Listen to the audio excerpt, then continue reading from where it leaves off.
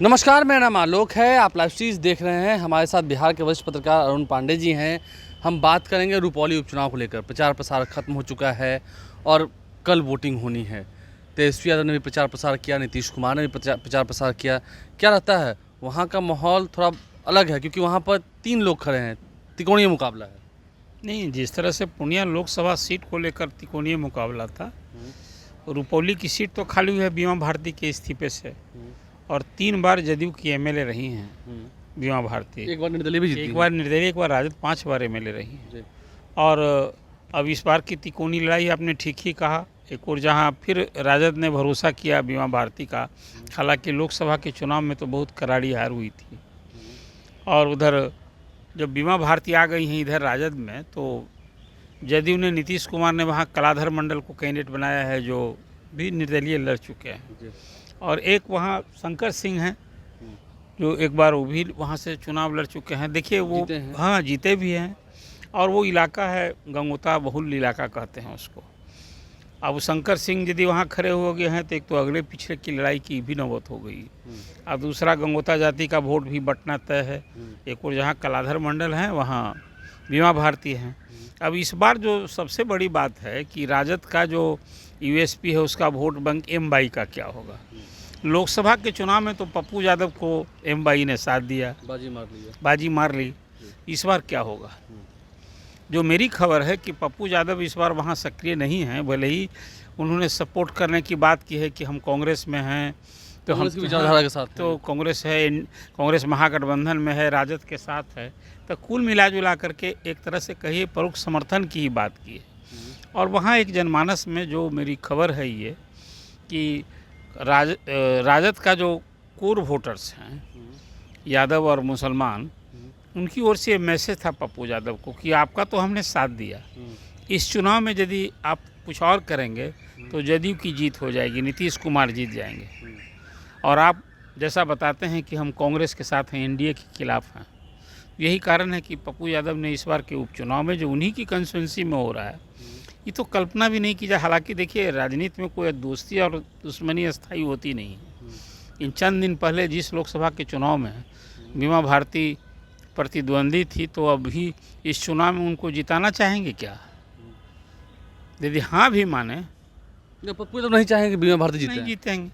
तो कुल मिला कर तब लड़ाई वहाँ तिकोनी है। और अब बीमा भारती के लिए उस सीट से फिर निकालना राजद की भी प्रतिष्ठा तेजस्वी की वहाँ दाव पर लग गई है। मतलब ये बात तो है ना कि हाँ, जैसे पप्पू यादव ठीक है, एक बार उन्होंने कहा है, आज तक कभी उन्होंने ये नहीं कहा कि आरजेडी को वोट दीजिए, कभी नहीं कहा।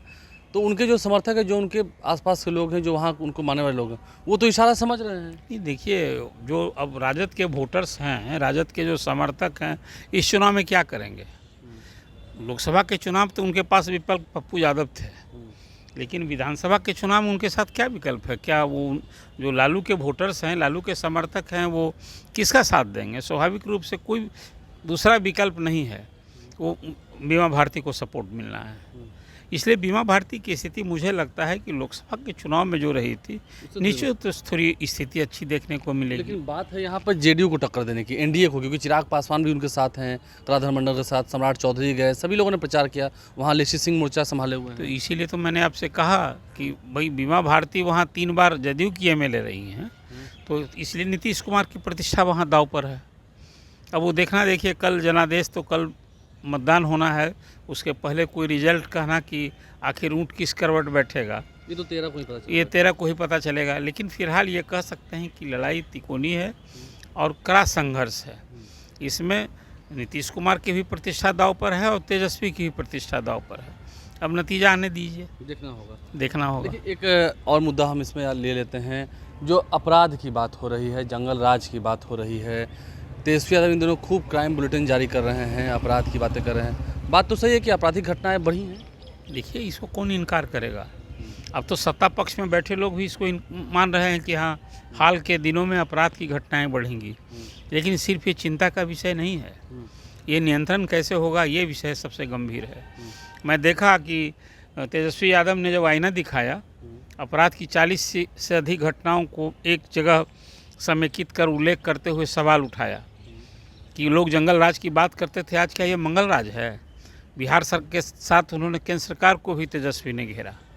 और इसका जो विपक्ष की ओर से खासकर मैं देख रहा था केंद्रीय मंत्री गिरिराज सिंह का बयान, नितिन नवीन का बयान और फिर नीरज कुमार का बयान, तो ये आरोप प्रत्यारोप से वार पलटवार से काम नहीं चलेगा। पुलिस की हनक ख़त्म हो गई है, कहीं एक इकबाल का सवाल हो गया है। और जो अपराध की घटनाएं जिस ढंग से बढ़ी हैं निश्चित रूप से सख्ती होनी चाहिए।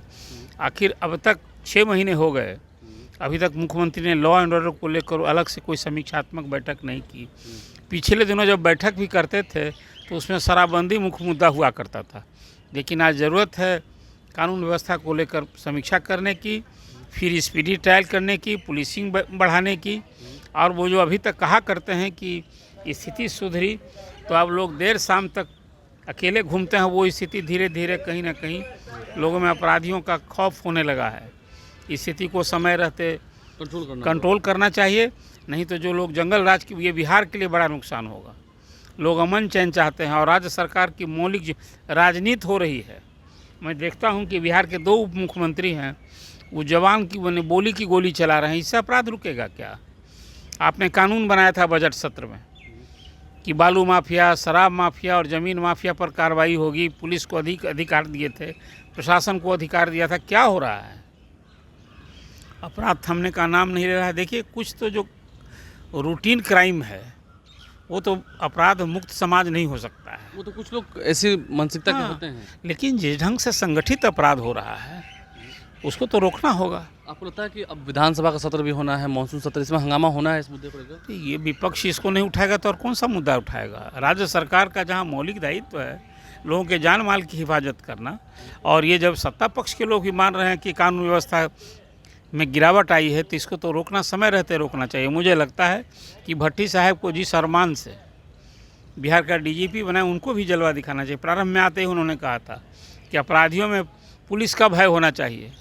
अब दिक्कत हो गई है कि अपराधियों का भय कहीं सताने लगा है, समाज को तो है, कहीं कहीं पुलिस पार्टी पर भी हमला हो रहा है। क्या हो रहा है? इसलिए कानून व्यवस्था एक सचमुच में बिहार के लिए चिंता का विषय है। और यदि बिहार को विकास के पथ पर जाना है, फिर वो पुराना दिन नहीं लौट आए।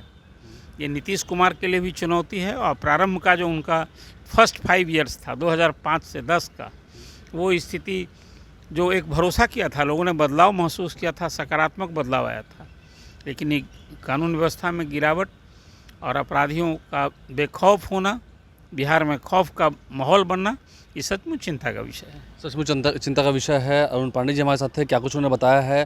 रुपौली उपचुनाव में देखना होगा ऊँट किस करवट बैठता है, नतीजा किसके पक्ष में आता है, क्योंकि जेडीयू एक तरफ जहाँ तैयार है, एनडीए तैयार है पूरी तरह से, वहीं बीमा भारती हैं मैदान में, पप्पू यादव भी हैं, लेकिन जो दिख रहा है वैसा है नहीं, हैं लेकिन साथ नहीं है, ये तो दिख रहा है। हमारे चैनल को सब्सक्राइब कर लें, साथ साथ फेसबुक पेज भी लाइक करें। धन्यवाद।